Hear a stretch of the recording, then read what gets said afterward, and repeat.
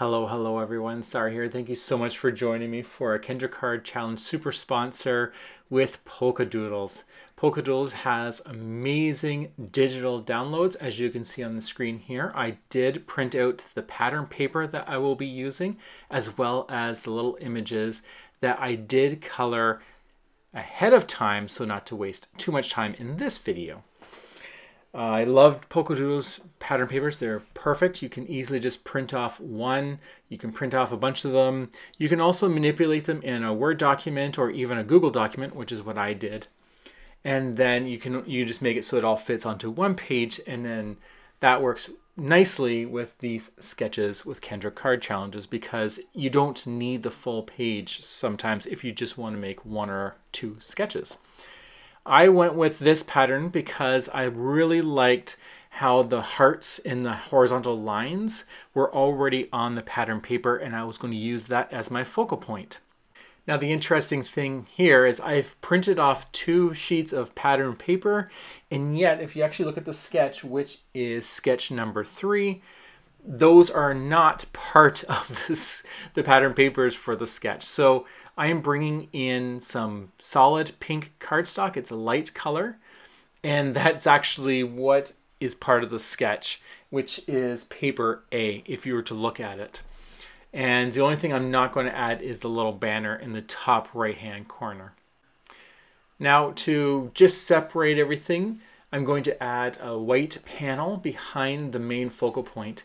In this sketch, sketch number 3, it actually allows you to build a scene. And this is why I decided to use my pattern paper for this, because it already created this nice design enough to make a scene that I can ground everything. And then I printed out those bunnies and colored them, and I cut them out in a way that I could position them. Now I needed to have a sentiment, and I found this one in my stash. You can use whatever sentiment you want, but I found that the fact that this one was tall and skinny would work perfect with my card because I can tuck it right in the bottom right-hand corner of my scene. And then my bunny who's floating with balloons just happens to be, that can kind of go around that sentiment.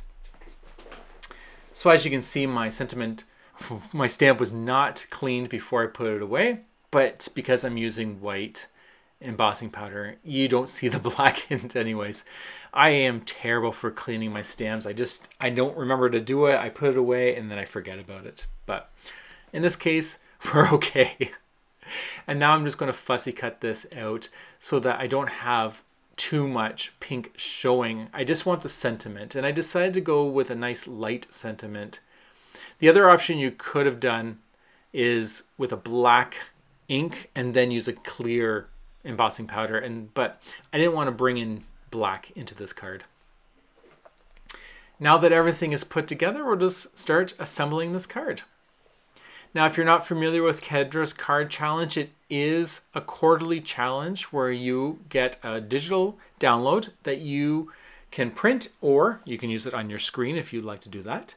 And it tells you how to take 6 6x6 sheets of pattern paper and turn them into 15 cards. All you need to do is just gussy them up with the most prettiest and awesomest decor that you have, and just have fun making them your own.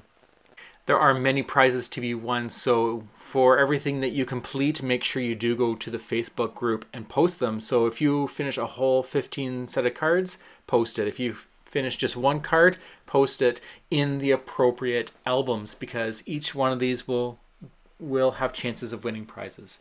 As well as this hop, there is a chance of winning a digital download from Cards by Kendra, and it will be announced on her YouTube channel. So here we go. I'm just going to finish this thing off, and what I'm doing is I'm trying to make sure that my 2 sides are perfectly straight by using that square panel to line them up. It's not perfect, but it's all I need to just make sure that roughly it's the same. And then I'm going to just add a little bit of a panel in the middle there so that when I glue down my big square, it has something to hold onto and it's not going to sag in the middle there of the card. Now for my setup when I'm printing with digital images, I am using an Epson 2750 model inkjet printer. And then when I'm printing it off, I usually do a test run if I haven't printed in a while. And I want to make sure that, first of all, it's in the right position and not wasting anything. But when I actually am ready to print, I use Epson's specific paper, and it's called Premium Presentation Paper Matte, and it's double-sided. And when I set my printer to print in photo matte at the best quality, this paper gives me the best results. It's crisp, it's true, it's not blurred. And so if you're struggling, it took me a couple of years, but this is what I figured to be the best. And also make sure that your printer is not using the default setting that it tries to do when you print. So there we go, there's my card. I know Valentine's is over, but I technically made this card before Valentine's. So let's hold on to that.